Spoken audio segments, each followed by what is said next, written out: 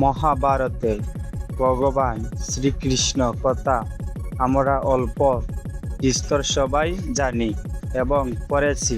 শ্রীকৃষ্ণ হলেন শ্রী বিষ্ণুর অষ্টম অবতার। তিনি হিন্দু সমাজে পূজিত হন ভাদ্র মাসের কৃষ্ণপক্ষের অষ্টমী তিথিতে তার জন্ম। যেই দিন আজও প্রতি বছর অষ্টমী হিসেবে পূজিত হয়। ভগবান শ্রীকৃষ্ণ বাণী যথার্থ সাহসী তথা বীরের কথা বলেন, যারা শুধু মাত্র জয়ের চিন্তা করে তাদের ভুল নিজের অপমান বোধ হয় না, বরং তাতে তারা সঠিক শিক্ষা পাওয়ার আনন্দ খুঁজে পান। সেই সময়ের জন্য হেরে গেলেও বারবারের জন্য উঠে দাঁড়াতে শিখে যায়। জীবন না ভবিষ্যতে আছে, আর না আছে অতীতে। জীবন তো এই মুহূর্তে অনুভব করাকেই জীবন বলে। যে সব ইচ্ছাকে ত্যাগ করে দেয় এবং আমি এই লালসা ভাবনা থেকে মুক্ত হয়ে যায়, সেই একমাত্র প্রকৃত শান্তি লাভ করে। অনেকে মনে করে থাকেন যে সংসারে কাজকর্ম ত্যাগ করাই হলো সংসার। আজ মাত্রকেই তারা বন্ধন বা দুঃখের কারণ মনে করেন, তাই সকল কর্ম পরিত্যাজ্য মনে করেন। কিন্তু তারা ভুল করেন। কর্ম ত্যাগ করা নয়, ত্যাগ করাই হলো আসল ত্যাগ বা সন্ন্যাস।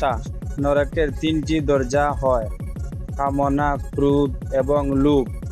যখন কোনো ব্যক্তি তার লক্ষ্যকে প্রাপ্ত করে ফেলে, তখন তার জীবন খুব সুখ খুঁজে পায়, তার জীবনের সব দুঃখ খুঁজে পায় এবং জীবনের নতুন আনন্দ খুশি ভরে ওঠে।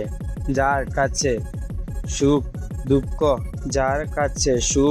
দুঃখ, মান ও অপমান দুর্বল কেবল ভাগ্যের দোষারোপ করে আর বীর ভাগ্যকে অর্জন করে। যে কোনো ব্যক্তি যা চায় জীবনে সেটাই হতে পারে, যদি সে বিশ্বাসের সাথে সেই বিষয়ের উপর চিন্তা করে।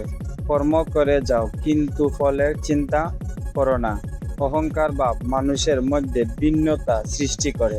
অহংভাবের অভাব থাকলে পরামর্শতার বিভিন্নতার কোনো আর কারণই থাকে না। যেটা ঘটতে চলেছে সেটা ঘটবেই, যা ঘটবে তা কখনোই ঘটবে না। এরকম নিশ্চয়তাপূর্ণ মনোভাব যার মধ্যে আছে, তাকে দুশ্চিন্তা কখনোই কষ্ট দিতে পারে না। বাক্য বস্তু ত্যাগকে বাস্তবে ত্যাগ বলে না। আন্তরিক ত্যাগ হচ্ছে প্রকৃত ত্যাগ। যাদের কামনা মমতা আসক্ত হচ্ছে বন্ধন যুক্ত, কিন্তু সংসার তা নয়। আত্মার জন্ম নেই, না কখনো মৃত্যু হয়।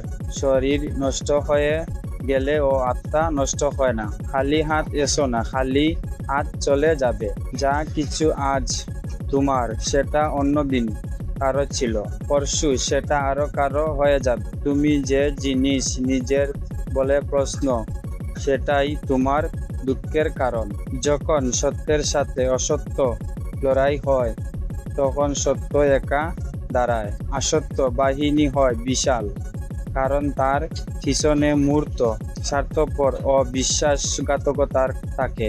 হে অর্জুন, যবে এই সংসারে ধর্মের অনিষ্ট হয়, এই সংসারে অধর্ম বৃদ্ধি পায়, তখন ধর্মের রক্ষার জন্য এই পৃথিবীতে আমি আবার ঘুরে আসি।